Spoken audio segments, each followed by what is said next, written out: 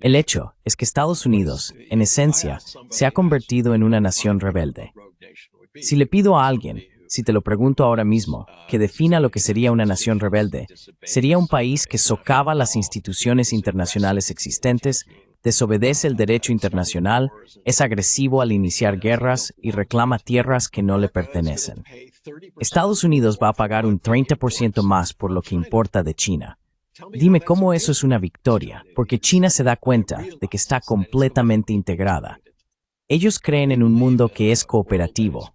No está unificado ideológicamente, simplemente es cooperativo en términos de comercio. Donald Trump cree en un mundo que es extractivo. Estados Unidos toma lo que quiere de quien sea para resolver los problemas que tiene internamente.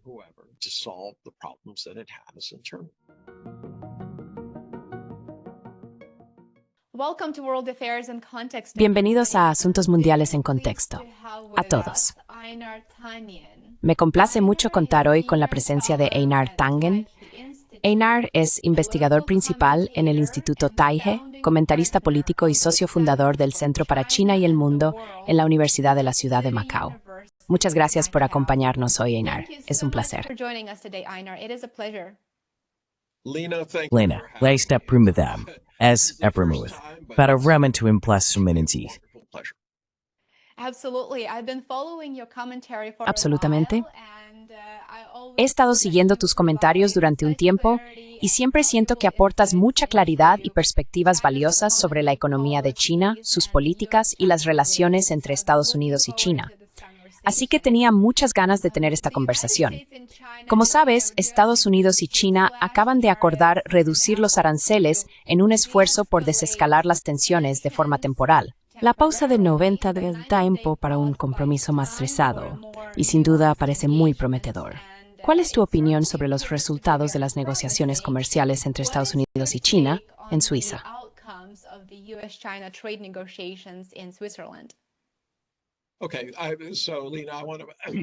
Bien, Lena, quiero empezar diciendo esto. Quiero decir, tienes que remontarte al Gran Farol. Mira, todo el mundo conoce, sigue, los flujos comerciales que entran y salen de sus países. Pueden diferir ligeramente, pero la realidad es que en esencia, todos ven las cartas de los demás. Donald Trump intentó convencer al mundo, y especialmente a China, de que tenía una escalera real. El problema con eso es que todos pueden ver sus cartas, y sinceramente no las tiene. Así que le descubrieron el farol. Muchas naciones estaban preocupadas por ser señaladas y castigadas por un país como Estados Unidos. ¿Por qué hacía esto Trump?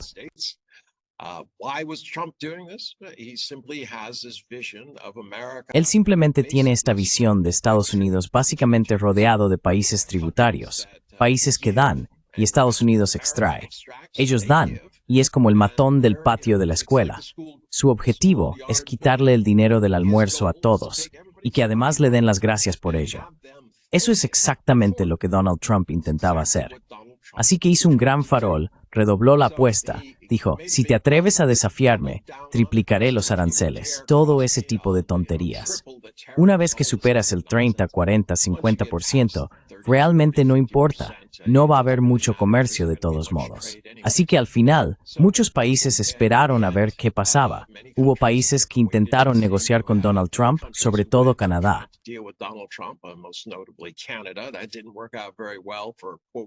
Eso no salió muy bien para, entre comillas, el gobernador Trudeau o el estado número 51. Y luego, en un sentido más amplio, 180 países fueron atacados con estos aranceles masivos, incluyendo varias islas habitadas por pingüinos. Están muy preocupados, no saben contar, no tienen dinero, están intentando averiguar cuántos peces necesitarán para librarse de estos aranceles. Por otro lado, tampoco tienen muy claro qué es lo que exportan. Así que tienes esta situación bastante extraña, en la que Trump intentaba intimidar al mundo y crear este eje donde Estados Unidos es el centro, y cada país mantiene una relación bilateral, como si fuera un radio.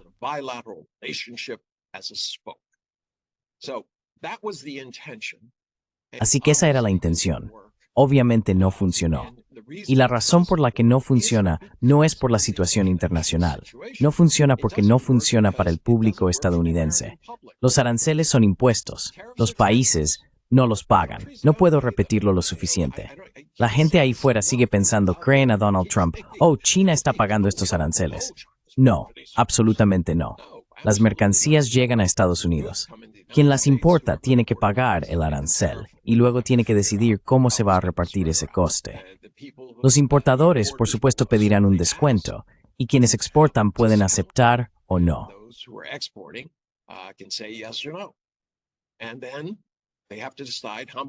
Y luego tienen que decidir cuánto de eso van a trasladar. Bueno, estos importadores no estaban precisamente haciendo un negocio estupendo desde el principio, así que no tienen la capacidad de cubrir todo esto con sus beneficios, así que lo van a trasladar. Y cuando lo hagan, eso significará inflación para el público estadounidense. Además, muchos de estos importadores simplemente dijeron, no puedo hacerlo. No puedo arriesgarme a importar estas cosas y que de repente no pueda venderlas. Así que lo que hicieron fue decirles a los barcos que dieran la vuelta y se marcharan. Bueno, ¿qué significa eso? Significa que en poco tiempo,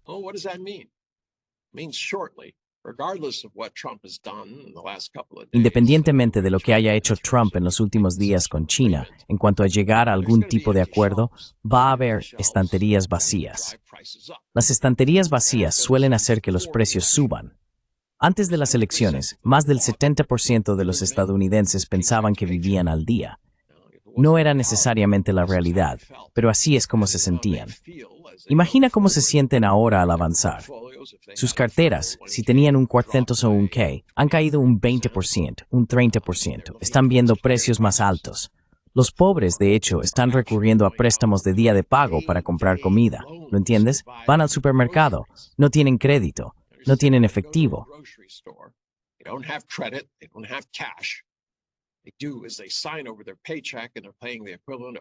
Ellos hacen esto, ceden su sueldo y están pagando el equivalente a un 300% a 500% de interés anual solo poder comprar comida y alimentarse. Este es el estado de Estados Unidos. Más del 10% vive en la pobreza. La clase media ha pasado del 61% en 1961 a, según se informó el año pasado, al analizar el ingreso medio, un 40%. El 21% o un tercio de la clase media ha desaparecido. Ahora, algunos dirán que parte de ellos ascendieron a la clase media alta, pero no los suficientes. La mayoría ha caído en la pobreza. Este es el estado de Estados Unidos. Así que, cuando empiezas a hablar de lo que ocurrió allí, fue un farol. Se descubrió, pero China tiene que ser el adulto en la sala. Sería genial reírse, y ya sabes, el tiempo está del lado de China. ¿Le perjudica a China?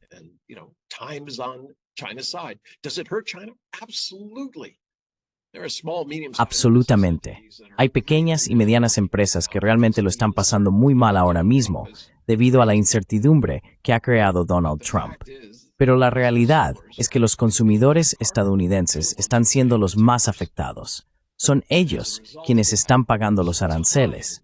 Como resultado, había un límite de tiempo sobre cuánto podría Trump soportar la presión de las mismas personas que lo votaron para llegar al cargo. Mientras pensaran que tenía un plan, que iba a hacer algo para cambiar la situación, creo que muchos de sus seguidores decían, vale, podemos soportar un poco de dolor. Pero un poco de dolor no significa perder tu casa o tu negocio, dejar de pagar tus tarjetas de crédito, tus préstamos estudiantiles o el préstamo de tu coche. No, esto no es lo que buscan.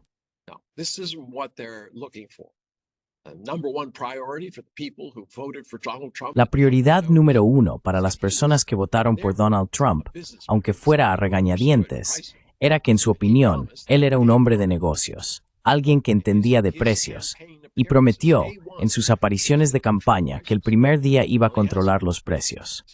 Pues bien, no lo ha hecho.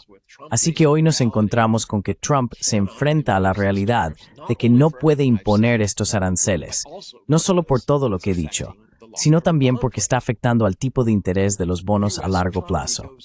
La economía estadounidense cae y tiene que pagar más por su deuda. Y las deudas aumentan porque está regalando $4 billones a los más ricos. Sí, no. De repente el año pasado el presupuesto fue de unos $6 billones aproximadamente, un poco menos. Y los ingresos fiscales fueron de $4 billones.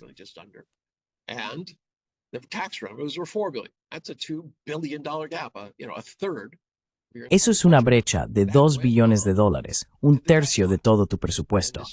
Eso se sumó a la deuda, y este año va a ser aún peor. Así que empiezas a analizar estas situaciones, y de repente él se dio cuenta. Fue la primera vez que dijo, bueno, tendremos una prórroga de 90 días en la imposición de estos aranceles. E incluso, no sé si lo viste, su gente estaba en el Capitolio ante un comité del Congreso testificando que somos firmes, apoyamos estos aranceles, nunca cederemos. Y el congresista les dijo, oigan, su jefe acaba de tuitear que va a posponerlo durante 90 días. ¿Qué tienen que decir al respecto? Bueno, no podría hablar de lo que hablo con el presidente.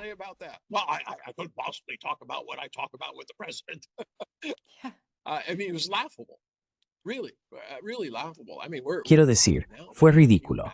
Realmente ridículo. Ahora nos reímos, pero ¿te imaginas estar en esa situación en la que subes al Capitolio, estás completamente desprevenido y te quitan el suelo bajo los pies mientras defiendes precisamente al tipo que lo hizo?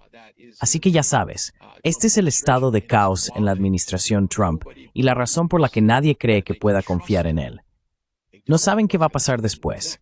Y si eres empresario o consumidor, quieres tener esta testning o memo, no fuese en for. En resumen, la sicana tui for, La pregunta es, ¿qué pasa por de ahora?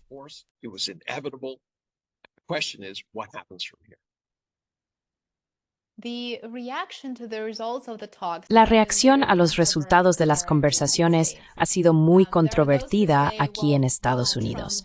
Hay quienes dicen que, bueno, Donald Trump fue el primero en ceder. Y luego hay una segunda categoría de personas que piensan que, en realidad, China redujo los aranceles a las importaciones estadounidenses al 10%. En comparación, los aranceles estadounidenses sobre productos chinos aumentarán al 30%. Así que China sigue enfrentándose a aranceles más altos que Estados Unidos en el comercio bilateral. Este segundo grupo percibe esto como una victoria para Estados Unidos, aunque, como acabas de mencionar, los aranceles más altos suelen implicar precios más altos para los consumidores aquí a nivel nacional. He visto varios comentarios de este tipo en el video que subí ayer y tenía curiosidad. ¿Cuál sería tu respuesta a esa segunda categoría de personas que aún lo consideran una victoria?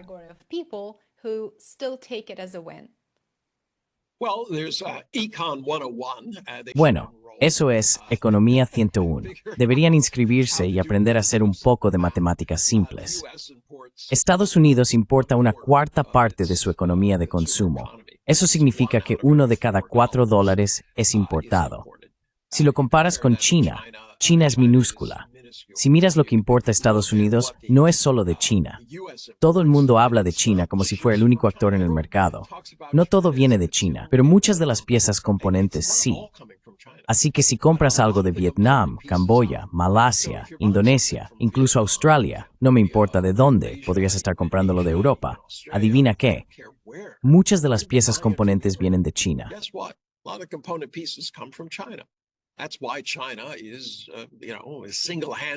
Por eso China, por sí sola, tiene una producción superior a la de los siguientes 10 países juntos. Esa es la realidad. Puedes manipular las cifras. Puedes hacer que todo esto parezca una victoria o una derrota. No lo es. Es una derrota para Estados Unidos. Estados Unidos va a pagar un 30% más por lo que importa de China. Dime cómo eso es una victoria. Estas son cosas necesarias. Cuando la gente se prepara para que sus hijos vayan al colegio el año que viene y piensa, bueno, tengo que comprarle unas zapatillas porque las ha dejado pequeñas durante el verano, y tengo que comprarle ropa, una mochila, lápices, papel, quizá algunos libros. ¿Adivina de dónde viene todo eso? De China. Entonces, ¿cómo se puede decir que se está ganando al gravar a tu propia gente con un 30% adicional?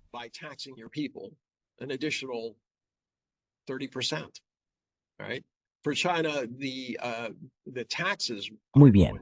En el caso de China, los impuestos no van a afectar a los consumidores. Van a afectar a las empresas que utilizan no tanto servicios, porque eso no se grava, sino maquinaria de Estados Unidos.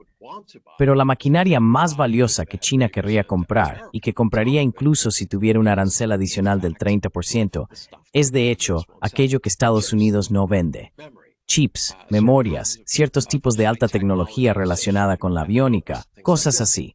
Así que tienes una situación en la que desearía que la gente dejara de lado todas las tonterías que circulan. Simplemente hagan los cálculos. Simplemente hagan los cálculos. Estás pagando un 30% extra. ¿Cómo estás ganando? ¿Cómo está perdiendo China? Ni siquiera entiendo el concepto.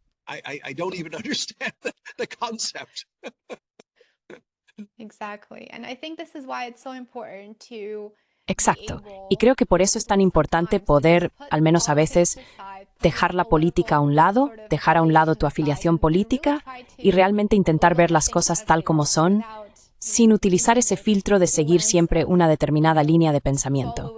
Creo que intentar ver las cosas desde diferentes perspectivas debería ayudar a la gente a entender los resultados de dónde estamos en cuanto a las negociaciones entre Estados Unidos y China en este momento.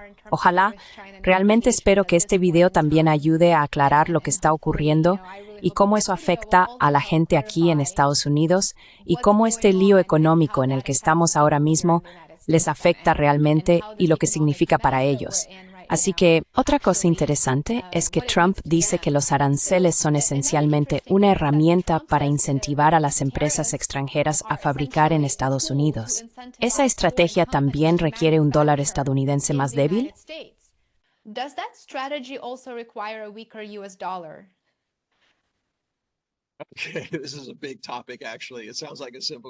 Bien, este es un tema importante. En realidad, parece una pregunta sencilla, pero no lo es. Verás, todo el mundo habla de cómo desaparecieron los empleos. Bueno, ¿por qué desaparecieron? Desaparecieron porque tenías un dólar fuerte.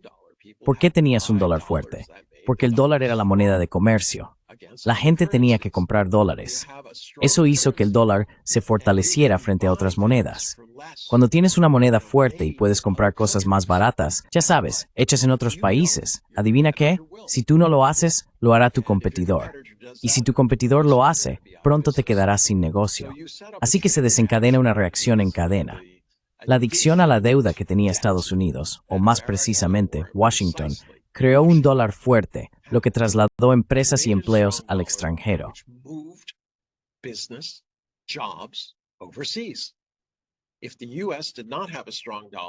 Si Estados Unidos no tuviera un dólar fuerte, si estuviera compitiendo de igual a igual, todo se habría reducido simplemente a la competencia.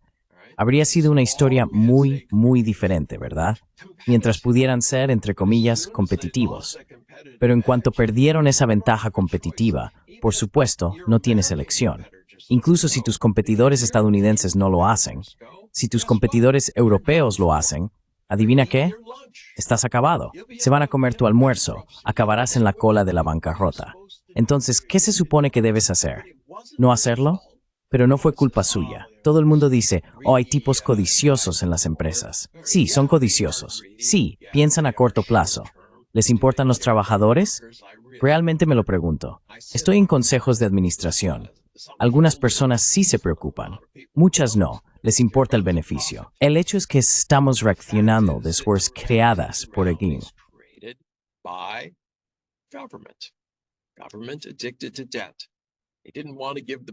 Un gobierno adicto a la deuda. No querían dar la mala noticia al público estadounidense de que si quieres más, tienes que pagarlo. Así que lo pidieron prestado. Y lo pidieron prestado a tipos bajos porque podían, porque el dólar era fuerte. ¿Dónde está alguien reflexionando y asumiendo la responsabilidad por esto? En ningún sitio. De alguna manera, siempre es culpa de los demás que en Estados Unidos no nos vaya bien. Quiero decir, tenemos un problema de adicción a las drogas. ¿Alguien se pregunta alguna vez por qué?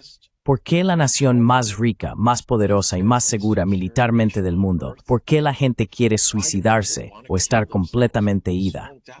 Ya sabes, has visto los videos de gente en California, por todo Estados Unidos, comportándose de forma extraña. Están drogados en medio de la calle.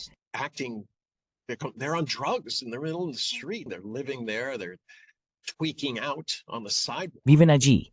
Están completamente alterados en la acera. Y parece que nadie está haciendo mucho al respecto. Pero, ¿dónde está la pregunta de por qué la gente está tan infeliz que recurre a este tipo de cosas? Y es un camino sin salida, literalmente. Quiero decir, La cantidad de personas que mueren por el fentanilo es increíble. Y es una idea, ¿quieres culpar a China? Odio decírtelo. Cualquiera con un título en química puede coger los productos que tienes bajo el fregadero y crear una sustancia química que te matará, pero también te colocará. A menos que quieras eliminar todos los productos químicos de todas partes, quitarle a la gente el conocimiento de la química, la capacidad de fabricar opioides sintéticos o lo que sea, seguirá existiendo. Deja de culpar a los demás.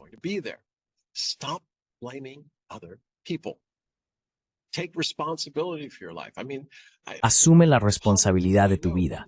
Quiero decir, ya sabes, los republicanos, una cosa que siempre me ha gustado de ellos es que decían, bueno, tiene que haber un límite, un punto en el que asumas la responsabilidad por ti mismo.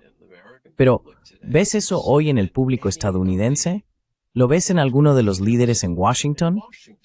Bueno, podría decir que francamente, en muchos líderes de todo el mundo, muy pocas personas están diciendo, reflexionemos, averigüemos en qué nos equivocamos, asumamos la responsabilidad, tengamos un plan para ver qué necesitamos hacer para volver al buen camino.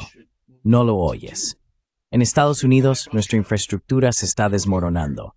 Fui presidente de la Comisión de Deuda de mi ciudad. Estuve en Milwaukee, Wisconsin.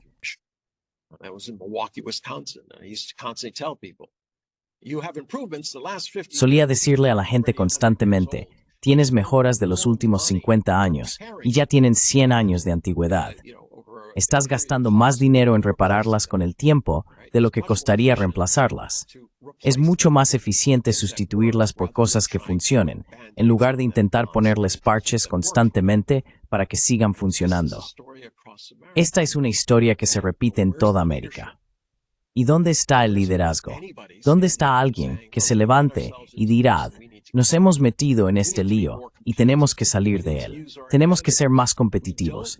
Tenemos que aprovechar nuestras ventajas. No necesitamos esta idea revisionista y regresiva de volver atrás y recrear una economía manufacturera espejo, lo que automáticamente generará un exceso de capacidad a nivel mundial.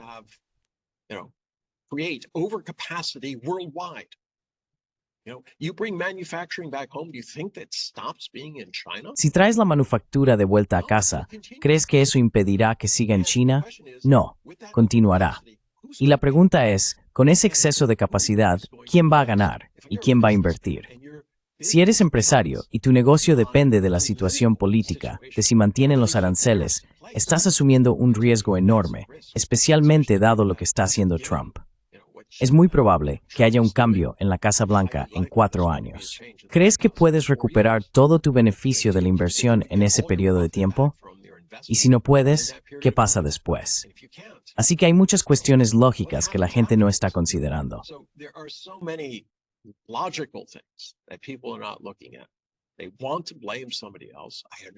Quieren culpar a otra persona. Entiendo que es muy humano. No es mi culpa. Lo hizo el perro. Sí, eso es. Pero esa es la diferencia entre hacer algo de niño y algo de adulto. Los niños se hacen las víctimas y dicen que no es su culpa. El tarro de galletas está roto, tienen migas de galleta en la boca y en las manos, pero simplemente dicen, yo no fui, no he sido yo. Bueno, como adulto dices, pues sí, he sido yo. Hay que asumir la responsabilidad y dejar de hacer eso. No rompas el tarro de galletas. No cojas galletas cuando no debes. No parece que haya muchos adultos en la sala. Creo que China lo está intentando. Está en una posición incómoda. Piénsalo. Aquí estás. Tienes una guerra comercial unilateral declarada por Donald Trump contra 180 países.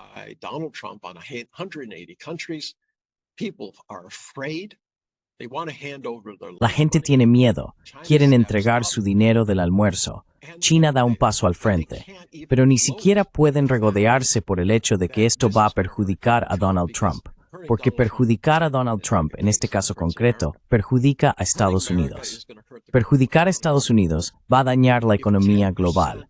Si desapareciera el 10% de la demanda estadounidense, tendría un efecto enorme en todo el mundo, porque estamos hablando de una reducción del 1,9% del PIB global. Es decir, más de $2 billones simplemente desaparecerían. Todos los recursos que se destinaron a esos $2 billones, toda la manufactura, toda la mano de obra, desaparecerían. Y eso va a afectar a todo el mundo de forma muy dura. Así que aquí está China. Tienen que gestionar de alguna manera a Donald Trump, no mostrar ninguna debilidad, porque a él no le gusta la debilidad, porque, como bien sabe Trudeau,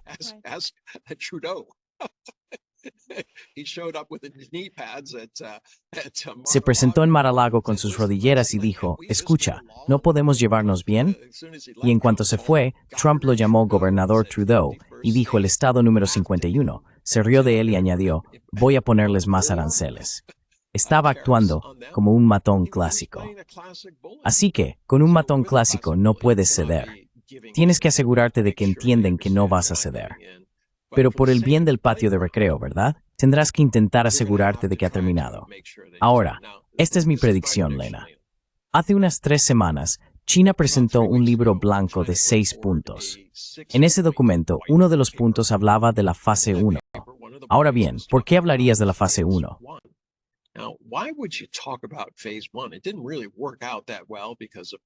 No funcionó muy bien debido al COVID y a otras razones asociadas con Donald Trump. Entonces, ¿por qué hablar de ello? Bueno, obviamente están invitando a Estados Unidos a considerar una segunda fase. Además, desde entonces, China ha eliminado unilateralmente los aranceles sobre ciertos tipos de componentes informáticos y también sobre ciertos tipos de productos químicos. ¿Qué han señalado con esto?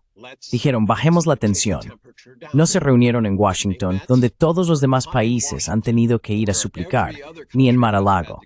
Se reunieron en Ginebra, sede de la OMC, la Organización Mundial del Comercio. No es muy popular en Washington, pero sí muy popular en el resto del mundo.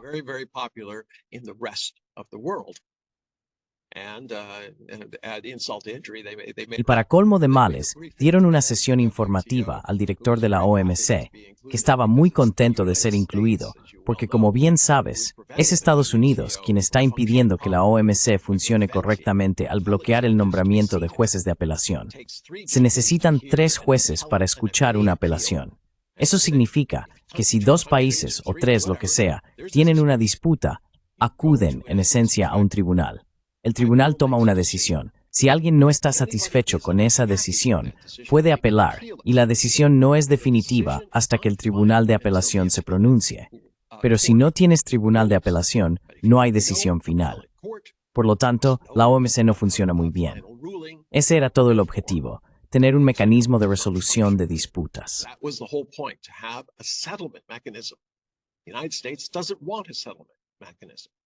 Estados Unidos no quiere un mecanismo de resolución de disputas.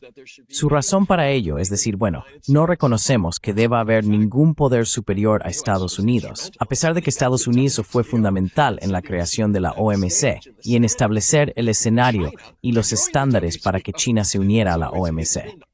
Así que esto lleva años ocurriendo, pero cuando se trata de reconocer realmente que existe un poder y un mecanismo de resolución que debería aplicarse a todos los países, Estados Unidos dice, no, absolutamente no. Y lo mismo ocurre con la CPI y una serie de otros asuntos que Estados se ha negado a reconocer en el ámbito de la ONU, las Naciones Unidas. Así que, en resumen, China está intentando ser el adulto.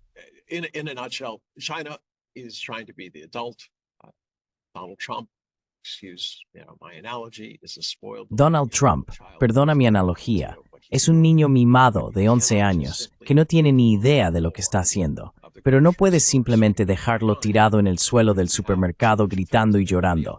Tendría demasiado impacto en todos los demás. Así que siguen adelante, están intentando hacerlo. Ahora, ¿por qué menciono la fase 2? La fase 2 es un mecanismo interesante porque funciona día a día. No compras todo lo que prometiste comprar el primer día. Si Donald Trump viola el acuerdo, las compras se detienen. Así que esta es una forma de atar a Trump a un acuerdo al que esperemos que se mantenga, porque no creo que nadie confíe en Donald Trump, dado el hecho de que ha roto tantos tratados.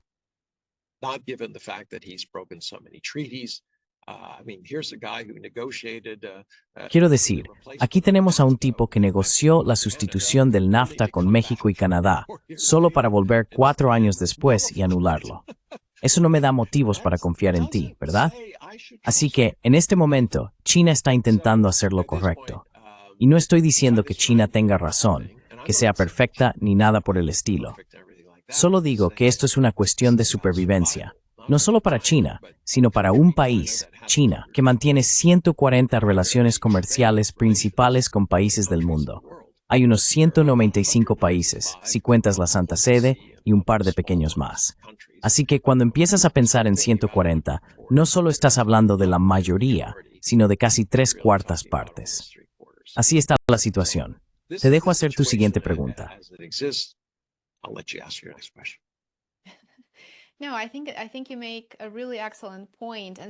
No, creo que has hecho un punto realmente excelente y llamas nuestra atención sobre el hecho de que hay una pérdida considerable de confianza global en Estados Unidos como un estado que realmente busca la estabilidad, ¿verdad? Ya sea estabilidad económica, establecer una política comercial o de manera más amplia, una política económica y luego una determinada política comercial y después mantenerla. Así que parece una buena señal que las negociaciones entre Estados Unidos y China estén teniendo lugar.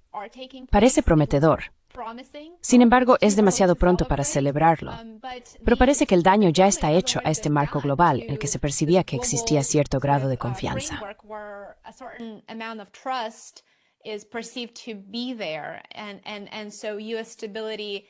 Por lo tanto, la estabilidad de Estados Unidos se considera como ese pilar fundamental en la economía global.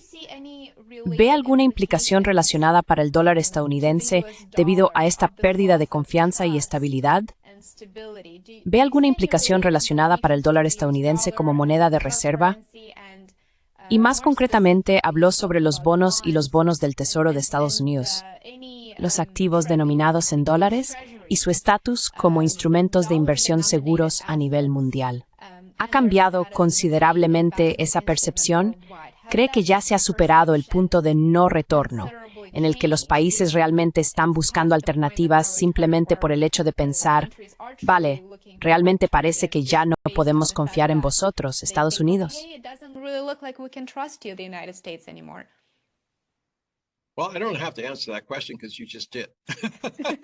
Bueno, no tengo que responder a esa pregunta porque tú ya lo has hecho. Quiero decir, mira, es obvio. La falta de confianza y el hecho de que Estados Unidos, en esencia, se ha convertido en una nación rebelde. Si le pregunto a alguien, si te pregunto ahora mismo, ¿cómo definirías una nación rebelde? Sería un país que socava las instituciones internacionales existentes, desobedece el derecho internacional, es agresivo al iniciar guerras y reclama tierras que no le pertenecen. Esto describiría a Estados Unidos. Hemos roto tratados, ya sea el Acuerdo de París sobre el clima, los acuerdos de Kioto, y esto viene de lejos.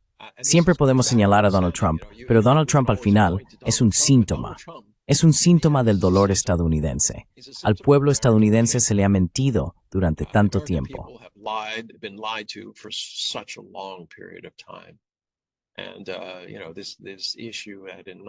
Y este asunto de que en 1971 el 61% de los estadounidenses pertenecía a la clase media.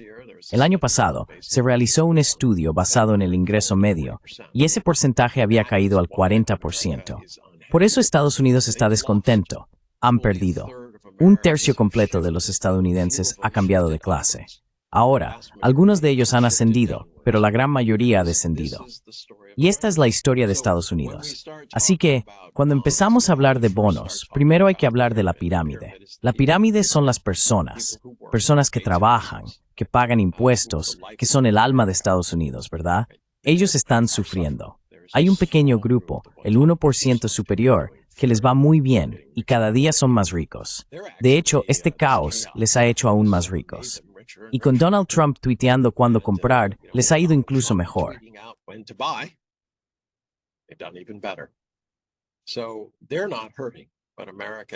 Así que ellos no están sufriendo, pero Estados Unidos sí.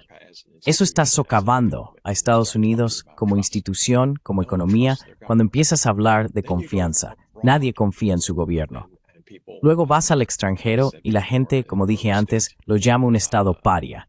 Dice, no podemos confiar en Estados Unidos. No es un socio fiable. No es un país que crea en un orden internacional o en el Estado de Derecho. O, si creen en un orden internacional, es la ley de la selva. Somos más fuertes, así que simplemente te decimos lo que tienes que hacer. Y eso realmente no sienta bien a muchos países, obviamente. Así que hablemos de bonos. ¿Por qué vuelvo a esto? Porque cuando tienes división interna, conflictos y debilidad, es difícil ser muy fuerte en el extranjero. Y en el extranjero, las cosas se están volviendo en contra de Estados Unidos.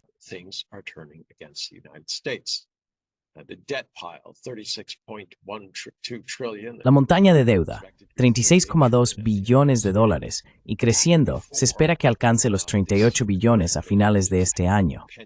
Y eso es antes de este proyecto de ley actual, que está pendiente en el Congreso, que reduciría los impuestos principalmente a los más ricos en otros 4 billones de dólares a lo largo del tiempo, que una vez más, ¿dónde se añadirán? A la montaña de deuda. Así que ahora mismo, los líderes en Washington se han negado a enfrentarse al enorme elefante que tienen detrás cada día en lo que respecta a estas deudas, y siguen añadiendo más. No solo lo hacen para cosas que no pueden permitirse, lo hacen porque no ingresan lo suficiente. Ingresan 4 y gastan 6. ¿Cuánto tiempo puede continuar esto? La realidad es que ha estado ocurriendo durante todos los años, salvo unos pocos, durante la administración Clinton. Pero hoy está en un orden de magnitud que no ha existido, tal en guerra.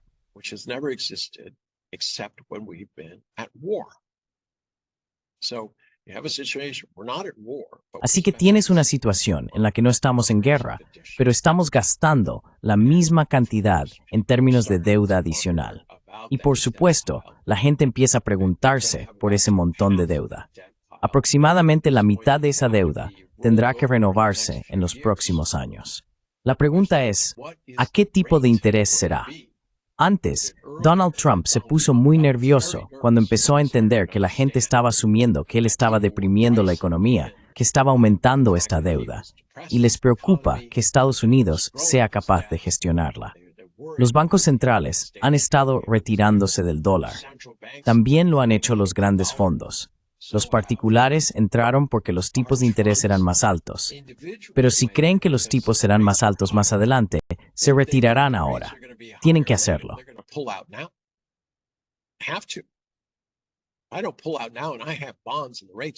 Si no me retiro ahora y tengo bonos y las tasas suben, mis bonos efectivamente bajan drásticamente. Así que podría haber una huida de los bonos que podría hacer que las tasas subieran cada vez más. Podríamos encontrarnos en una situación en la que Estados Unidos estuviera pagando entre 3 y 4 billones de dólares solo en deuda, no pagando la deuda, solo los intereses. Así que cuando la gente empieza a pensar en esto, se pone nerviosa. Y por supuesto, empiezan a reflejar esa inquietud en los precios. Si las cosas van a ir mal, quiero ganar algo de dinero con ello. Tengo que justificar mi riesgo. Sé Unidos, que antes se consideraba el mercado sin riesgo en lo que respecta a cosas como los bonos del tesoro, los reajustes a 7 días. Lo sé, fui banquero de inversión, trabajé con bonos, hice bastante trabajo en ese ámbito, incluso para la ciudad de Milwaukee.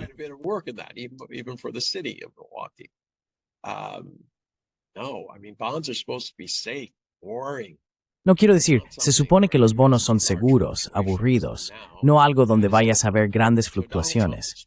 Y ahora eso está ocurriendo. Así que Donald Trump está nervioso, el mundo está nervioso, la confianza se ha perdido. Y la pregunta es, ¿cómo se recupera? Esa es exactamente la razón por la que China va a impulsar este tipo de idea de una fase 2. Y has escuchado a Donald Trump, no sé si le has visto, no es el mismo hombre que ves cuando está en campaña. Está mucho más apagado, derrotado, un poco confundido, y no paraba de hablar sobre la reunificación con China. No recuerdo que China y Estados Unidos hayan sido nunca uno solo, pero él habla de reunificación. Quizá está pensando en Corea del Norte, pero sería preocupante si es así.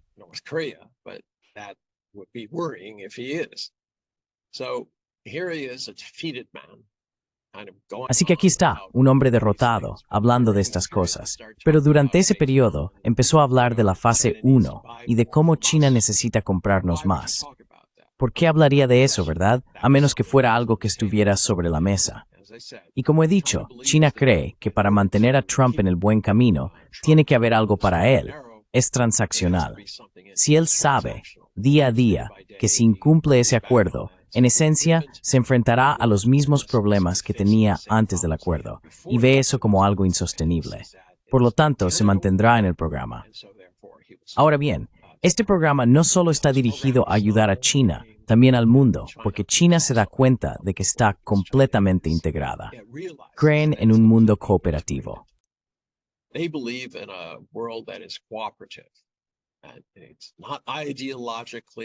No está unificado ideológicamente, simplemente coopera en términos comerciales. Donald Trump cree en un mundo extractivo. Estados Unidos toma lo que quiere de quien sea para resolver los problemas que tiene internamente. Y esas dos visiones están claramente expuestas. Estados Unidos no está ganando esa batalla de relaciones públicas. China todavía tiene asuntos que debe resolver, pero ahora mismo, Estados Unidos y Donald Trump están haciendo que China parezca el niño prodigio, el país en el que se puede confiar, a diferencia de Estados Unidos.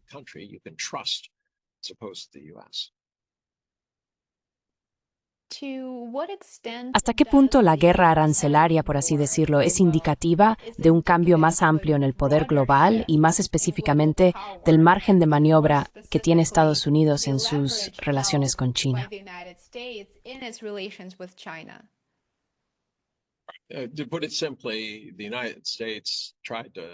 En pocas palabras, Estados Unidos intentó convencer a la gente de que tenía una escalera real.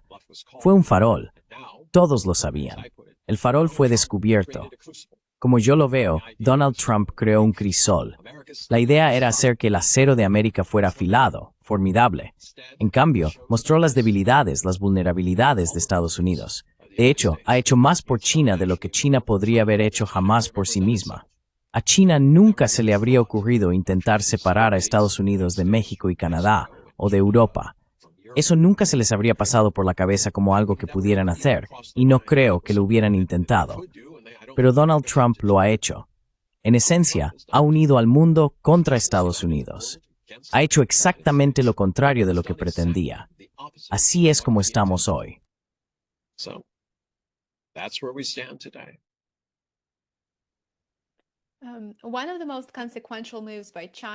Una de las medidas más trascendentales que tomó China en respuesta a los aranceles de Donald Trump fue la restricción comercial sobre la exportación de ciertos minerales de tierras raras. Sé que este es un tema muy amplio, pero aunque muchos países cuentan con reservas de diversos minerales y una variedad de recursos de tierras raras, China se ha centrado en invertir en infraestructura industrial moderna y posee una capacidad de refinamiento sin igual a un precio eficiente, algo que a diferencia de los propios minerales resulta bastante difícil de encontrar en otros países. ¿Qué importancia tiene este factor en las negociaciones actuales entre Estados Unidos y China?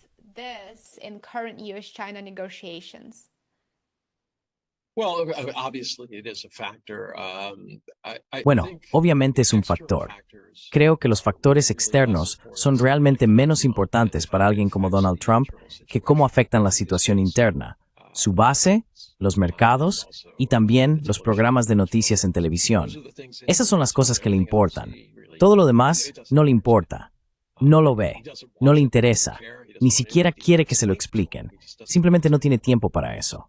Así que quiero decir, en este momento, China tiene, según la gente con la que hablo, que son expertos del sector, tanto dentro como fuera de China, una ventaja de entre 10 y 15 años en el procesamiento. Así que las tierras raras no son raras. Siempre odio decírselo a la gente. Dicen sí, se llaman tierras raras, pero no son raras. Están en todas partes. La cuestión es en qué concentración están y puedes extraerlas. Y eso está bien. Oh, tienes un montón de tierras raras, ¿verdad?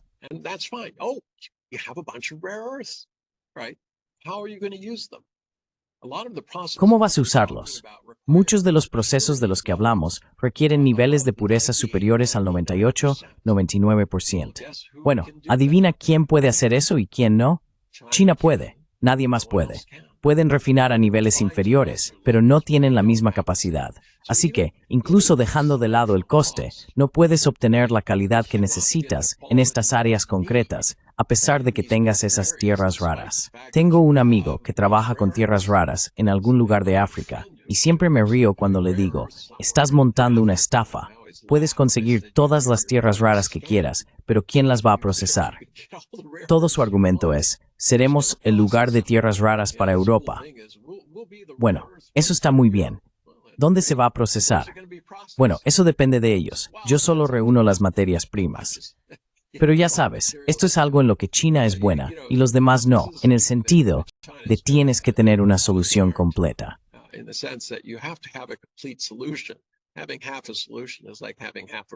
Tener la mitad de una solución es como tener la mitad de un cerebro. No te va a llevar muy lejos. Así que en este momento sí, China tiene una carta en ese ámbito, pero en realidad la están usando de forma muy limitada. Podrían haber dicho simplemente, os cortamos el suministro. De hecho, tomaron medidas con Corea del Sur, que actuaba como conducto para llevar ese material a Estados Unidos. No fue algo perceptible.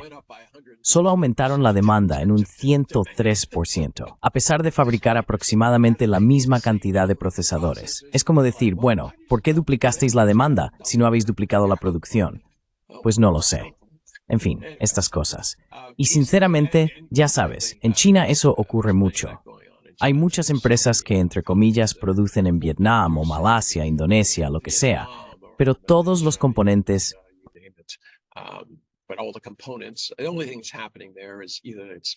Lo único que ocurre allí es que o bien la caja se vuelve a etiquetar en el muelle o va a una fábrica muy ligera donde se realizan unos pocos pasos de ensamblaje, luego se le pone una placa con el nombre y se envía al extranjero. Pero ese es mi argumento sobre los aranceles. Lo único que consigues es aumentar la deslocalización económica. ¿A qué me refiero con eso? Pues bien, si tienes una fábrica eficiente que está produciendo y no puede producir para un mercado en particular, y tienen que ir a otro lugar para producir, tienen que gastar capital adicional. Así que tienen la capacidad en un sitio, pero ahora tienen esa más la nueva capacidad para poder atender ese otro mercado. Eso es deslocalización económica. Ese capital podría haberse utilizado de forma productiva.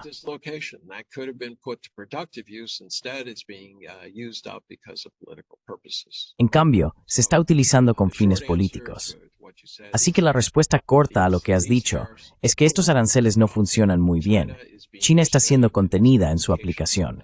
Al final, si cortaran el suministro a Occidente, sería como si Occidente dejara de vender chips a China. Con el tiempo, podrían desarrollar la capacidad de refinar tierras raras. No sé cuánto tiempo les llevaría, pero durante ese periodo sufrirían. Pero después de ese periodo, serían independientes, y probablemente intentarán hacerlo porque es un área estratégica. Pero lo que esto pone de manifiesto es que el mundo está interconectado. Intentar decir, me llevo la pelota y me voy a casa, simplemente no funciona.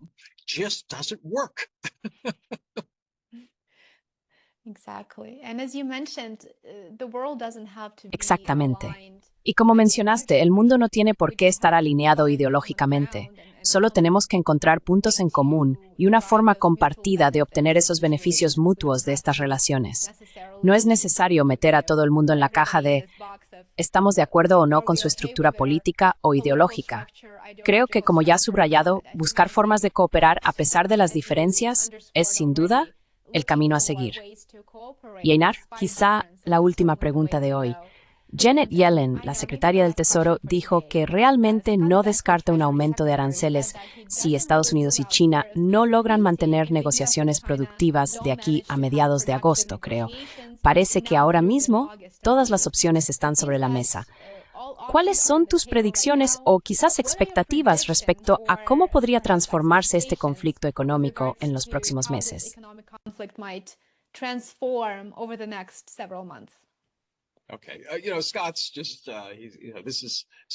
Vale, ya sabes, Scott simplemente esto viene directamente de su jefe. No muestres ninguna debilidad y recuérdales que iremos a por ellos. Te pegaremos a menos que nos des tu dinero del almuerzo. Quiero decir, esto es sacado directamente de una película de patio de recreo de un niño de 11 años. Como, ¿te crees duro? Pues volveré y te pegaré si no consigo lo que quiero. Es infantil. Scott Benson puede decir lo que quiera. Quiero decir, es un tipo interesante. Es uno de los lugartenientes más confiables de Soros. Cuando trabajaba para la empresa, lo hacía bien. Cuando se independizó, madre mía, no le fue bien. Y de repente está en política. Parece ser un tipo al que le gustan los líderes muy fuertes y a quienes halaga de forma bastante abierta. Seguir al jefe, ¿no?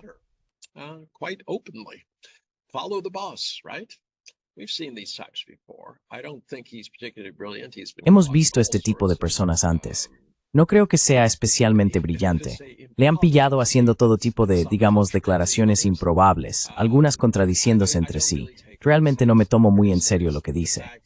El hecho es que, en agosto, cambia el mundo. De repente los aranceles tienen sentido.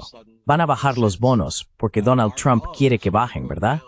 El mundo sigue igual, ya sea hoy o en agosto. Todos los factores de los que acabamos de hablar siguen siendo los mismos. Así que esta idea de que de alguna manera algo es diferente en agosto, me encantaría escuchar por qué. Y esa idea de que si no conseguimos lo que queremos, bueno, como he dicho, eso es simplemente hablar como en el patio del colegio por parte de alguien que no tiene nada. Y odio terminar con una nota tan negativa.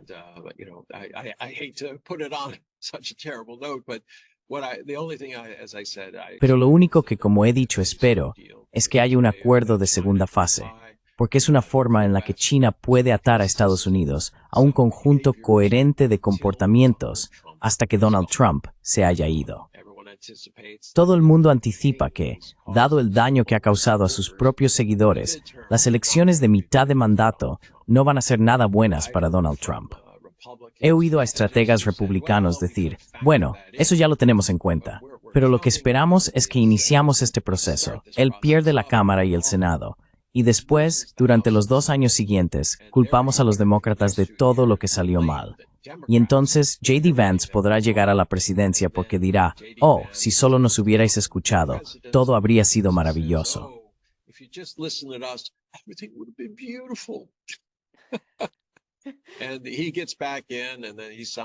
Y él vuelve a entrar, y de alguna manera le devuelve el poder a Donald Trump. Te puedo garantizar una cosa, si J.D. Vance es presidente, no va a devolverle el poder a Donald Trump. Oyes todos estos planes un poco descabellados, pero estas personas realmente lo creen.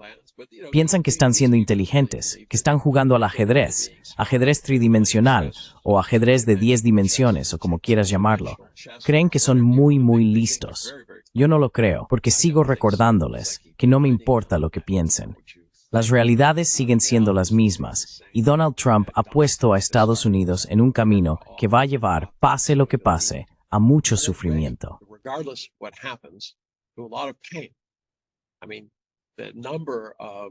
Quiero decir, la cantidad de barcos que han sido rechazados o que han regresado a China significa que vamos a tener estanterías vacías durante bastante tiempo. Y con estanterías vacías, como dije, los precios suben porque, ya sabes, la oferta y la demanda, la gente se va a acordar de eso. No van a olvidar esto. No van a olvidar el hecho de que tuvieron que pedir préstamos de adelanto de nómina adicionales para poder alimentar a sus hijos, o que se arruinaron, perdieron su casa, su coche, o están bajo procedimientos legales por sus deudas de tarjeta de crédito. Estas son cosas que la gente no olvida y culparán a Donald Trump. Einar, ha sido un verdadero placer conectar contigo.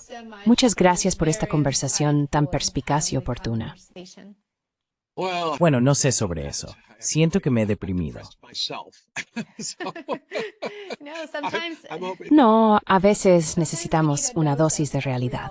Y creo que esta ha sido una conversación muy interesante y detallada sobre los acontecimientos recientes.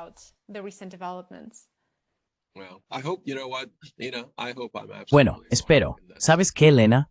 Espero estar completamente equivocado y que de alguna manera de todo este caos surja algún tipo de orden que ayude a la gente.